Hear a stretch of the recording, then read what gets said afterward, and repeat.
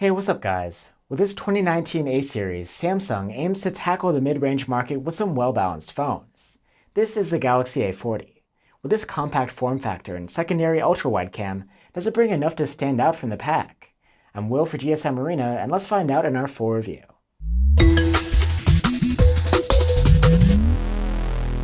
Like its siblings, the Galaxy A40 comes with an all-plastic body that does its best to imitate glass. Samsung even calls the material Glastic. Ours is in blue, but it's actually sort of hard to tell at first glance. It reflects light in sort of a rainbow-like gradient, and the color seems to change depending on the angle. The A40 is quite compact. Out of this year's Galaxy A mid-rangers, this one is the smallest of the bunch. I like the size. It's super easy to handle with one hand. Plus, with its curved back and rounded edges, it sits quite comfortably in the hand as well. All in all, I've got no complaints about the build quality, except that there's no water resistance here. For a small phone, the Galaxy A40 has a pretty large screen. It's a 5.9-inch Super AMOLED with a 19.5:9 aspect ratio and a 1080p resolution. As typical for Galaxy A series phones, the panel is flat, not curved like you see on Samsung's flagships. The selfie cam is housed within a U-shaped notch cutout at the top. The notch isn't really obtrusive, but you can mask it in settings. At around 437 ppi, the Galaxy A40's panel is great in terms of picture quality, especially for this price range. It gives those deep AMOLED blacks, and color accuracy is impressive too. Maximum brightness is pretty good, 410 nits in manual mode, and 548 nits in max auto and bright conditions. Sunlight legibility is excellent. Unfortunately, even though this panel is an AMOLED, there's no option for an always-on display, and there isn't a notification LED either. You'll have to wake up the phone to check out what's going on. Waking it up is quite easy though. Unlike the Galaxy S10 or the A50, the A40 has a rear-mounted fingerprint scanner. It's quite accurate, but I wouldn't call it fast, thanks to the slow wake-up animation. The face unlock feature works pretty well, but since it only uses the selfie cam, it's not the most secure option. The phone has a single speaker at the bottom next to the USB-C port. Unfortunately, our tests show that it sits behind the competition as far as volume goes.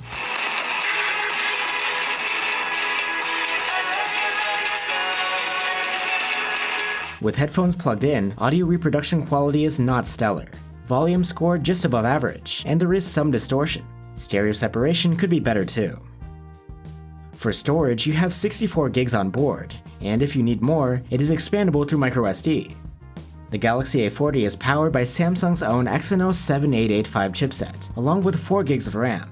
In CPU tests, the chip is right up there with the Snapdragon 660 and the Snapdragon 636, and the phone runs quite smoothly.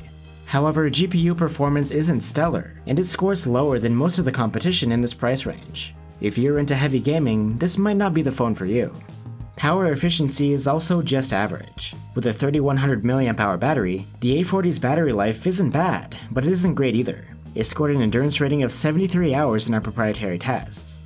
Like the S10 flagships, the A40 supports 15-watt fast charging. Unfortunately, we didn't get any accessories with our review unit, so we're not sure how fast it will officially charge.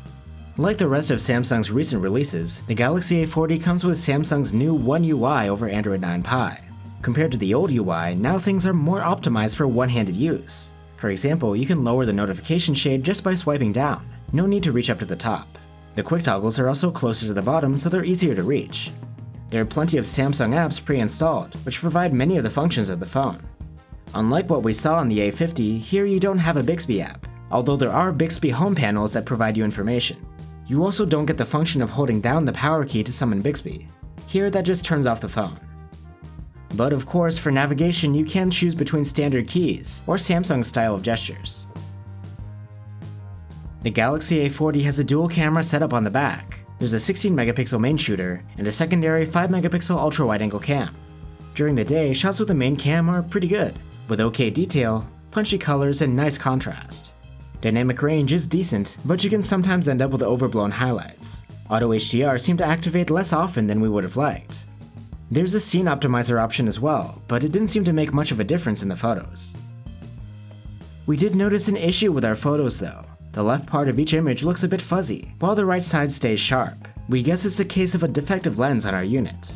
Switching to the ultra-wide cam can give you decent results, but these are lacking in detail and you can still get those clipped highlights. And remember while you shoot that this camera has fixed focus, so close-ups may not be possible. In portrait mode, strangely the secondary camera isn't used for depth information. The bokeh effect is all done through software. The results aren't mind-blowing, but it works pretty well, as long as the scene isn't too complex. You can adjust the strength of the bokeh in real time, or later on in the gallery too. At night, photos from the main cam turn out nice, with little noise in the shadows. Turning on the scene optimizer here does bring out a bit more contrast and makes colors look a bit juicier. Using the ultra-wide cam at night isn't recommended though. These look quite grainy and smudgy.